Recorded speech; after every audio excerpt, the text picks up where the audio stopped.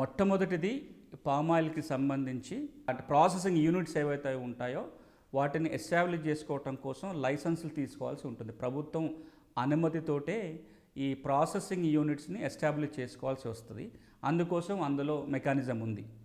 ఇక ఒకసారి ఒక చోట ఒక ఫ్యాక్టరీ ఏర్పాటైన తర్వాత, ప్రాసెసింగ్ యూనిట్ ఏర్పాటైన తర్వాత ఆ యూనిట్ ఏ పరిధిలో ఎంత విస్తీర్ణంలో ఉన్న పామాయిల్ కొనుగోలు చేయాలో ఆ ఏరియాని నోటిఫై చేస్తారు. ఉదాహరణకి వరంగల్లో ఒక పామాయిల్ ఇండస్ట్రీ పెట్టారు. ఆ వరంగల్కి ఎంత విస్తీర్ణంలో ఉన్న ప్రొడక్షన్ అంతా వీళ్ళు కొనాలి అనేది ఒక నోటిఫైడ్ ఏరియా ఉంటుంది. మొత్తం వరంగల్ జిల్లానా లేదా పక్కనున్న కరీంనగర్ ఇంకో జిల్లాలు కలుపుకొని ఆ ఫ్యాక్టరీ కొనాలా, ఒక ఏరియాని నోటిఫై చేస్తారు. ఆ నోటిఫైడ్ ఏరియాలో ఉత్పత్తి అయ్యే పామాయిల్ అంతా కూడా ఈ ఫ్యాక్టరీ తప్పకుండా కొనాలనే నియమం ఉంటుంది.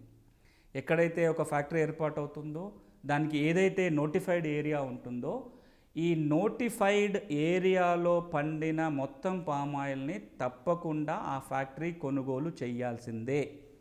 అట్లా కనుక కొనుగోలు చేయకపోతే ప్రభుత్వం చర్యలు తీసుకోవడానికి ఆ చట్టంలో నియమాలు ఉన్నాయి. అంటే మా ఫ్యాక్టరీ తాత్కాలికంగా పనిచేయటం లేదని, లేకపోతే కెపాసిటీ సరిపోవట్లేదని ఇలాంటి సాకులు చెప్పి కొనుగోలు చేయకుండా ఉండడానికి వీల్లేదు. చర్యలు తీసుకోవచ్చు. అంతేకాదు రైతు కూడా నష్టపరిహారం ఇవ్వాల్సి ఉంటుంది. ఆ చట్టంలో అది నియమం.